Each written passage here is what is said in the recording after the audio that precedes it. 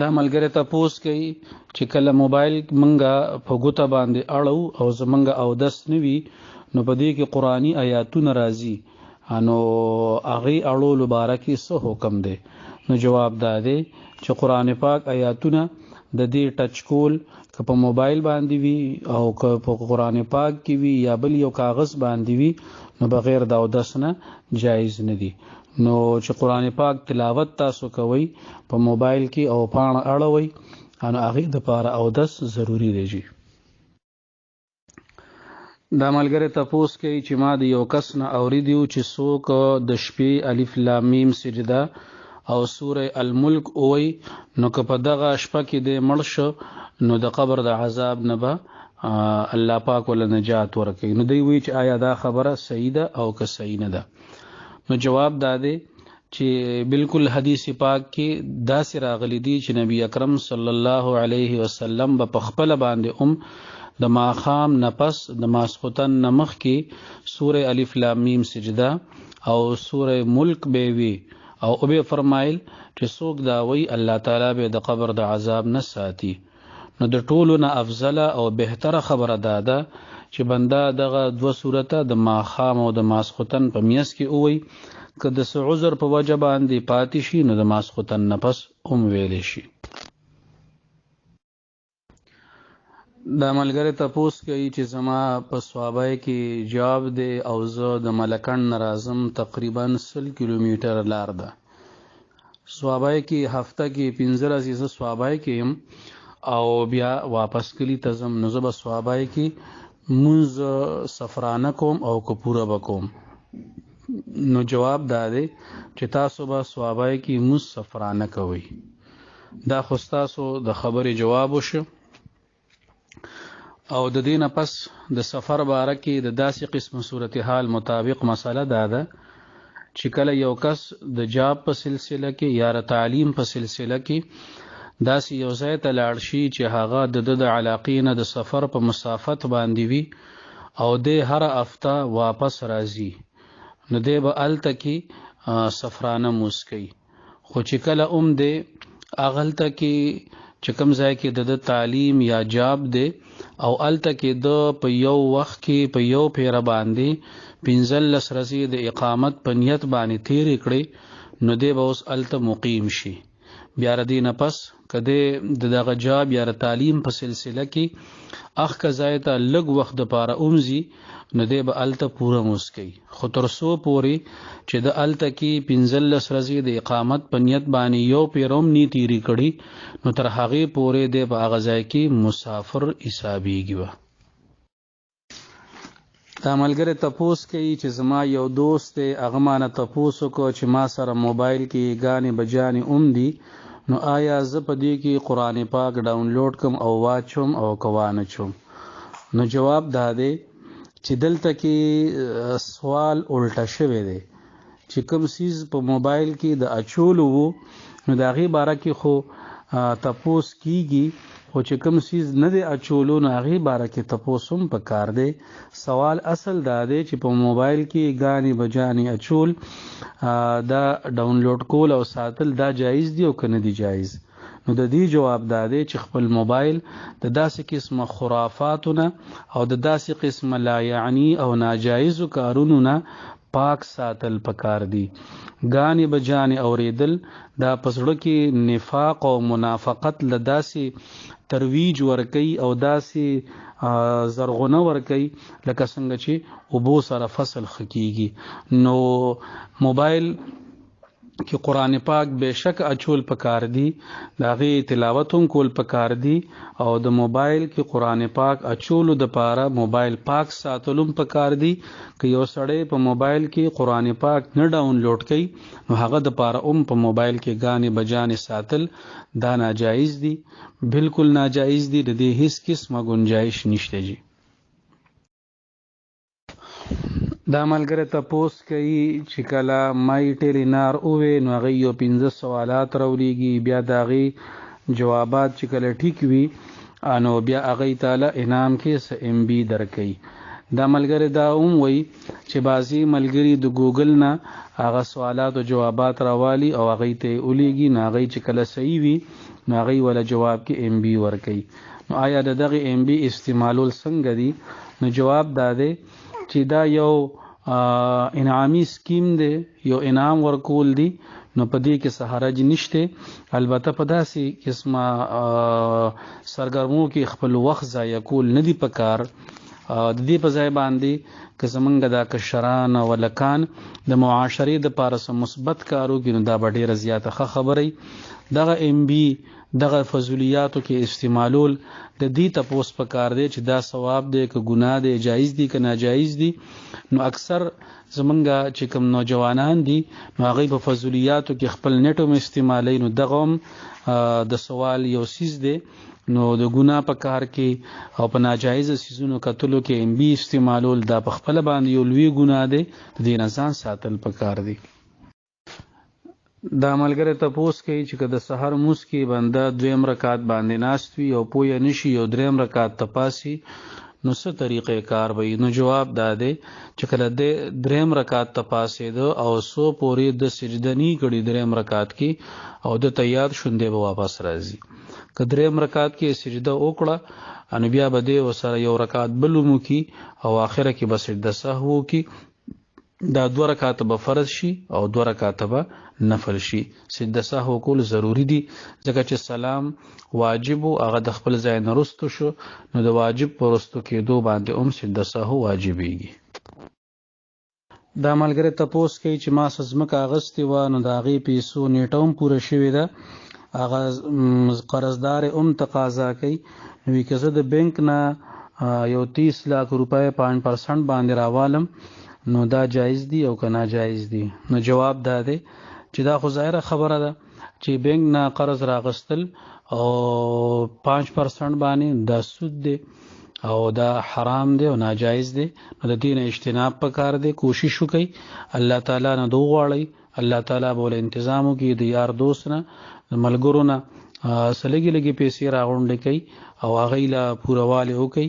خو لیکن د دې نه ځان وساتئ چې سود ګناه په خپل ځای باندې، خو لیکن د دې هغه بې برکتي دومره وي چې بیا به چرې ستاسو هغه استقامت هغه کې رانشي، ټیکاووالی به رانشي، مسلسل په کته بنده رواني.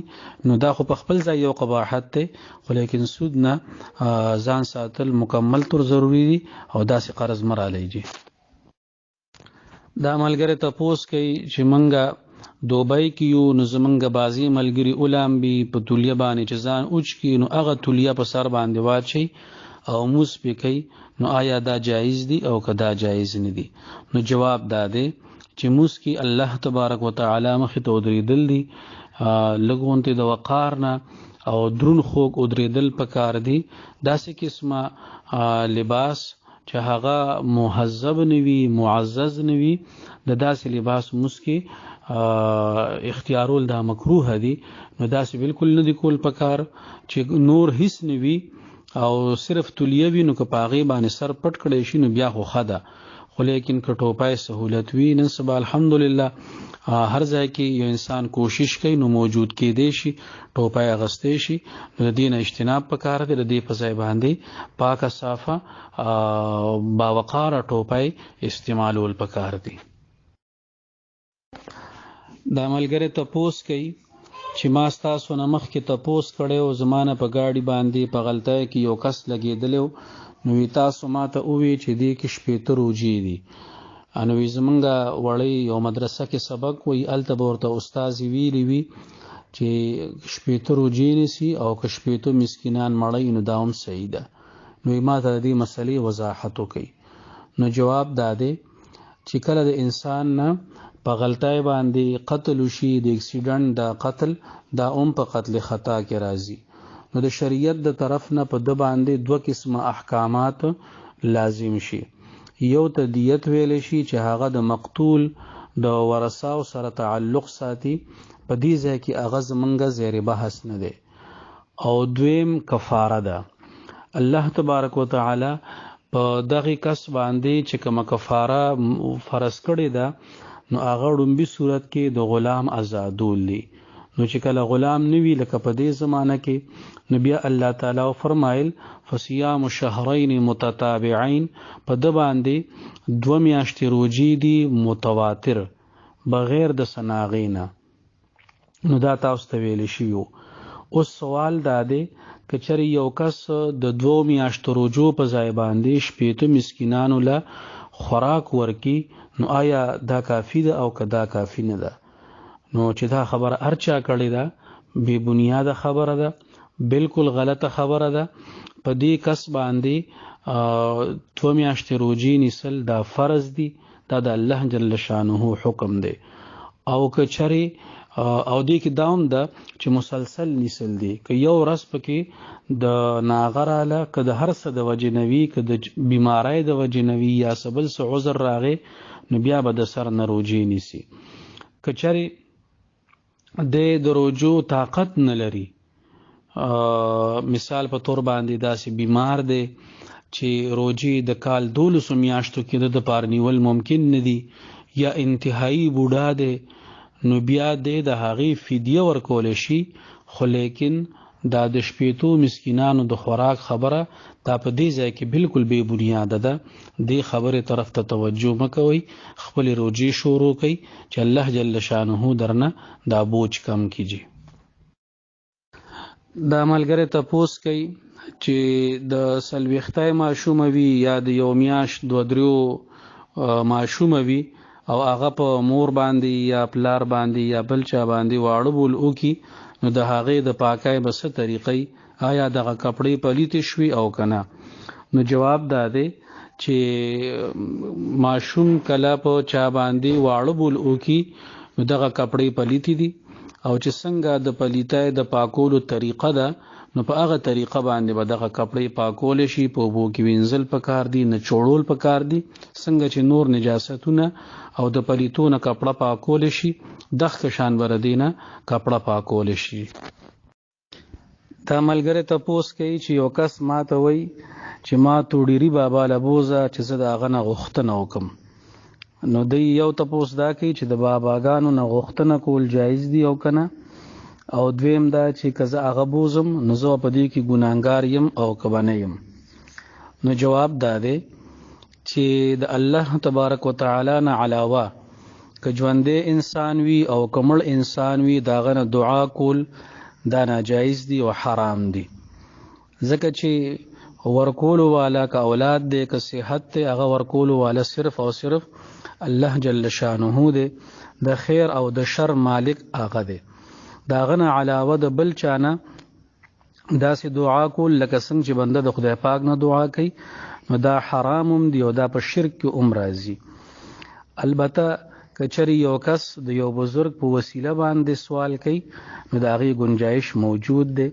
نو که یو سړی د یو بزرگ قبر له په دې نیت باندې ځي چې زه به د دې صاحب قبر نه سوال کوم او دی به مال راکوي، نو دا تلل هم جایز نه دي، دا طریقه هم جایز نه ده او دا غوښتل هم جایز نه دي.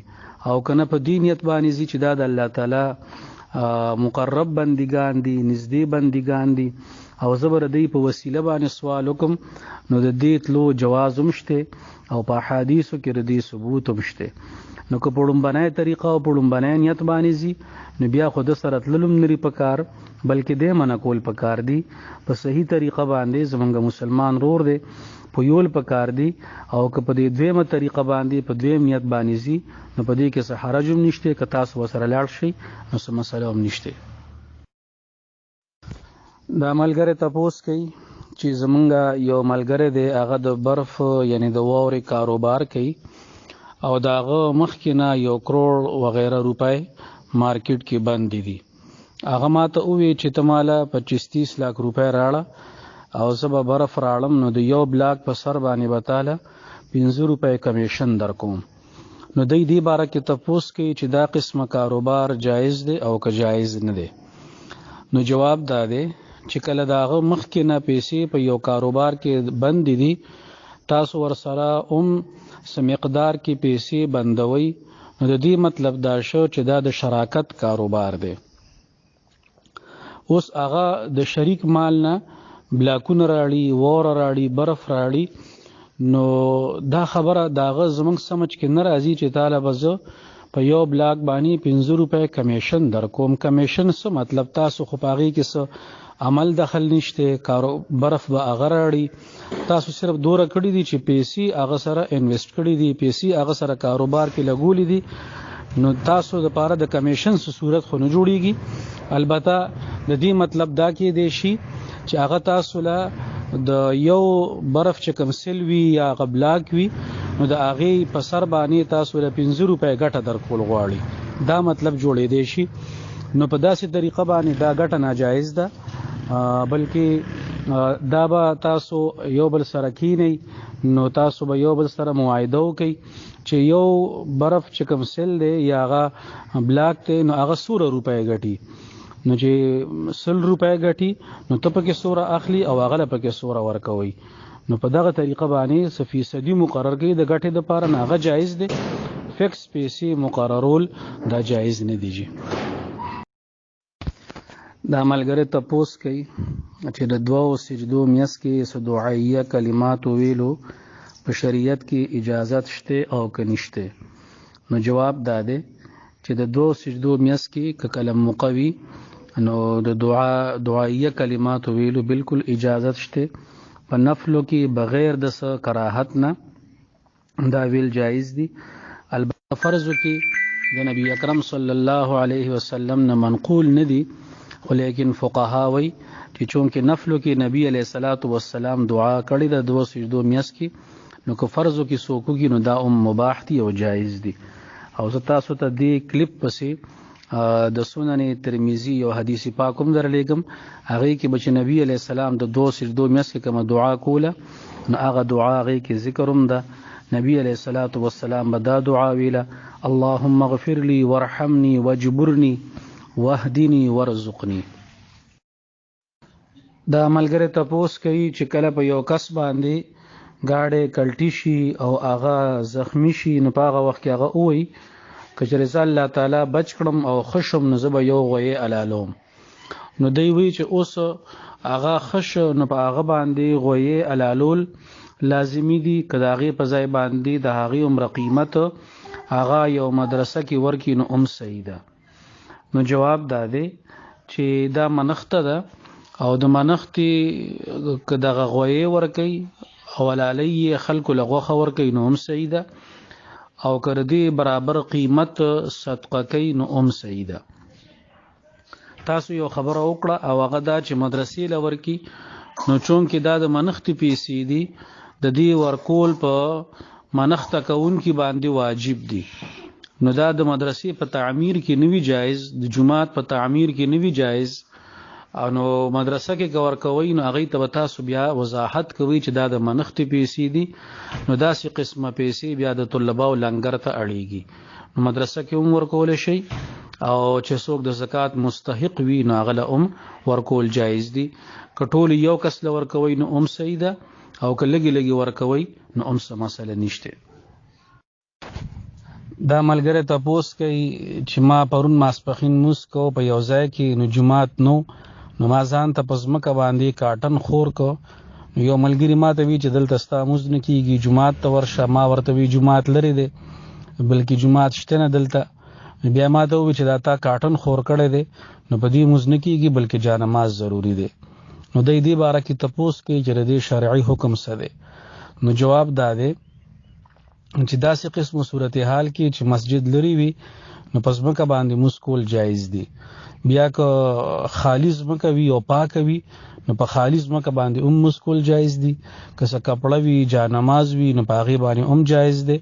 او که جانماز وغیرہ نه وی نو کزان ته یو پاک کاټن خور کړی شي نو پاغي باندې مسکول بغیر د شک شبهه نه جایز دی.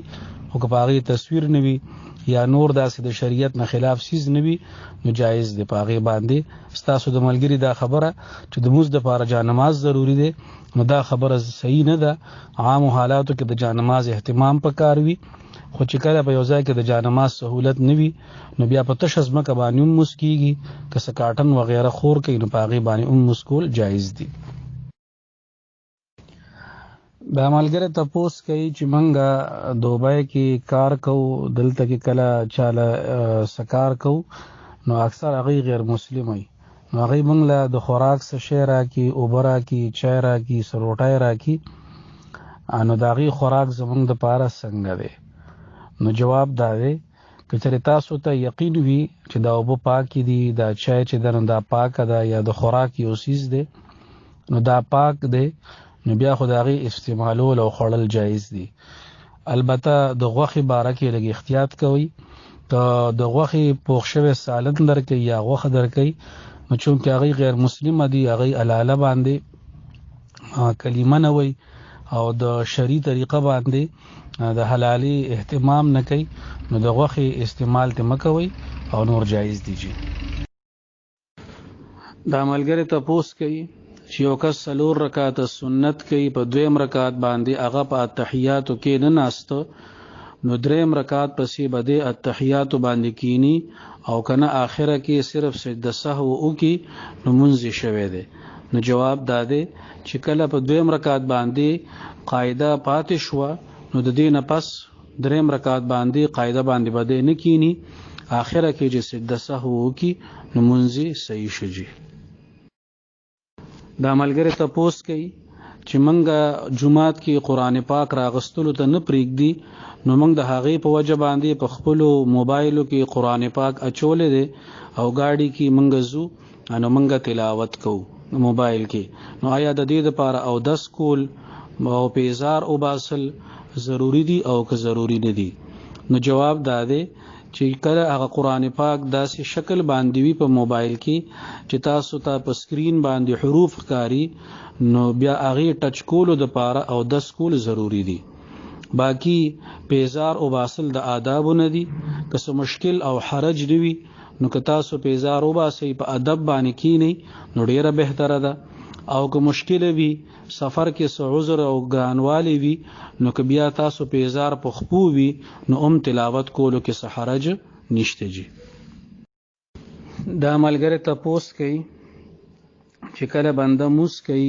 نو د موس په حالت کې کما شراغه او داغه نه وینه اوس کله نو په دې باندې موز یا اودس ماتيږي او کنه ماتيږي نو د دې جواب مونږ یو پیر ورکو ان هغه جواب خلاصه داوا کچره ماشه په بنده باندې کینی په موس کې او هغه وینه اوس کې نو په دې سره اودس نه ماتيږي دا یو خبره شو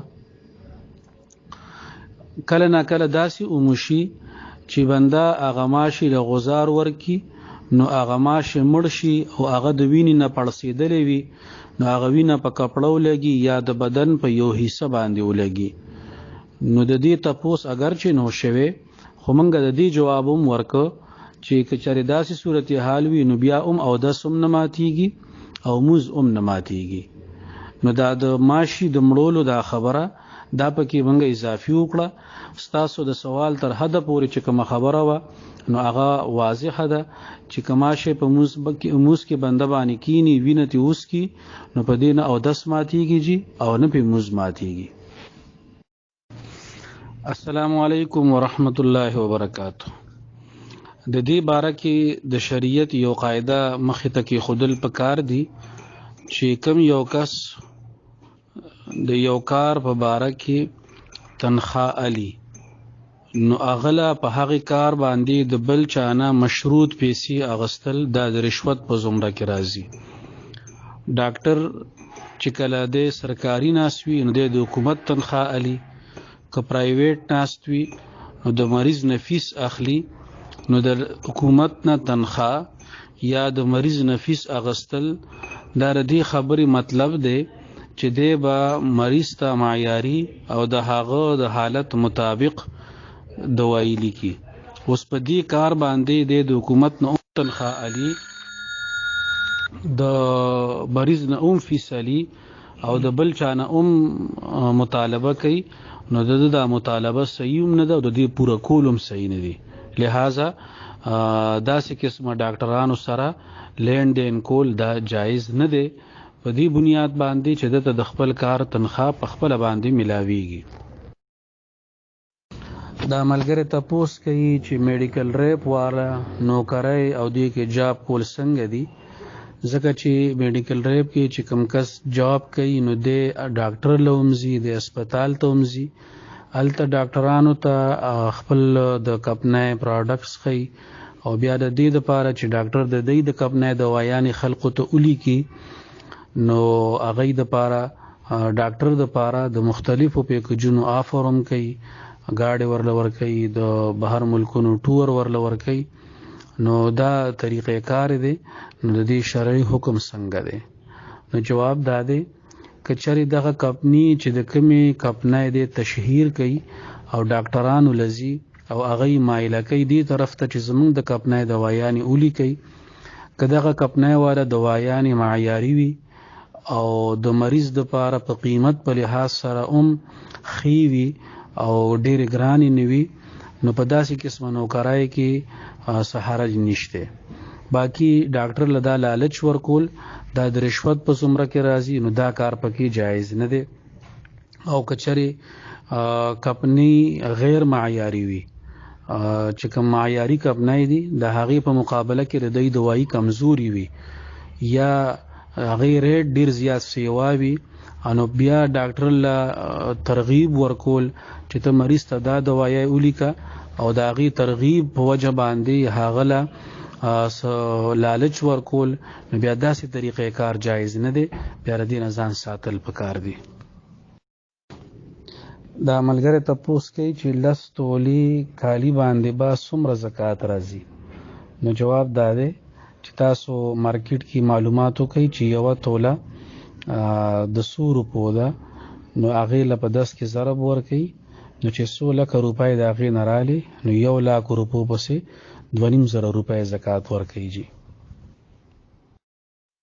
دا ملګری تپوس کوي چې یو زنانه نه د ماهوارۍ په وجه باندې د رمضان المبارک روژې قضا شوي دي، اوس هغه طاقت نه لري د روژو نیسلو او که روژې نیسي نو بیماریږي، نو دا به فدیه ورکوي او څومره به ورکوي؟ د یوې روژې فدیه څومره ده؟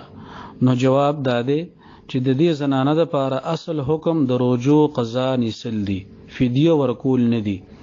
که چېرې دا زنانه ډیره معمره نوي او بیماری عارضی وي، یعنی مطلب دا چې چېرې د دې د ښه کېدو امید وي چې دا به میاشت پس ښه شي، کال پس به ښه شي، طاقت به پکې راشي او روژې به ونیسلی شي، نو دا به انتظار کوي، صبر به کوي او هغه روژې به نیسي.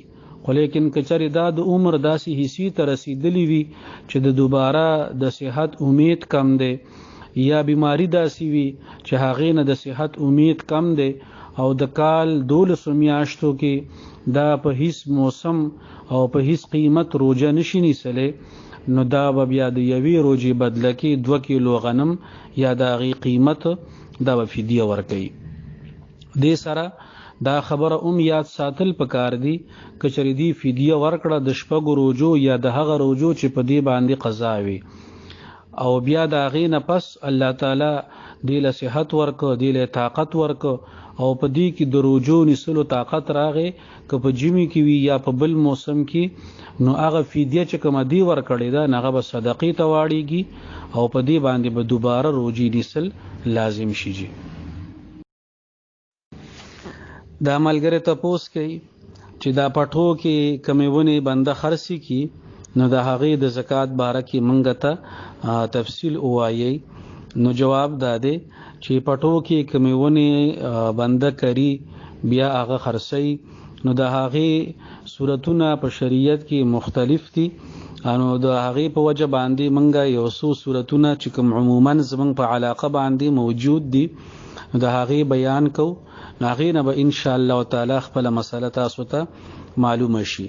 د ټولو نه لومبنۍ خبره خو دا ده چې د پټو چې کوم پیداوار دی، که هغه د ونو په صورت کې دی، که هغه د فصل په صورت کې دی، نو چې که پټي ته به کتی شي چې پټې 10 والا دی یا 20 والا دی، که 10 والا وي نو په هغې کې به 10 حصه زکات ورکول غواړي، او که 20 والا وي نو په هغې کې به 20 حصه زکات ورکول غواړي. ونې خرڅې کړې نو که په هغې باندې زکات یا عشر واجب کېده نو د هغې مقدار به د دغې مطابق وي، یا به لسمه وي یا به شلمه وي. دې کې به د ځمکې صورتحال ته کتې شي. کمې ونې چې په پټو کې خرڅولی شي نو د هغې کې لومبنی صورت دا دی چې کمې ونې پټي کې مستقل کرلی شي. بعضې خلق یو پټی هغې دپاره جدا کی، په هغې کې سفیدې وکري، په هغې کې نور بوټي وکري او یو ذخیره شانتې جوړه کی. نو دغه ونې چې کله خرڅې شي د هغې چې څومره پیسې وي نو په هغې کې به یا لسمه حصه ورکوي یا به شلمه ورکوي د ځمکې د صورتحال مطابق. دویم صورت دا دی چې کمې ونې په پولو باندې کرلی شي او د هغې په وجه باندې د پټي فصل متاثر کیږي. عموما چې په پولو باندې کمې ونې وکرلی شي نو د هغې په خوا کې چې کمې فصل دی نو هغه فصل کمزوری کوي هغه. نو په دغه ونو باندې زکات به راځي چې کله دا خرڅې شي نو بیا به د پټي د صورتحال مطابق د هغې د پیسو نه یا لسمه ورکوي یا به شلمه ورکوي. په ارټ کې یا په کلیاڼه کې چې کومې ونې کرلی شوي نو د هغې زکات نشته، که چېرې هغه خرڅېږي نو په هغې کې زکات نشته. دغه شانتې هغه ونې چې هغه په کورونو کې کرلی شوي نو په هغې په خرڅولو صورت کې هم زکات نشته.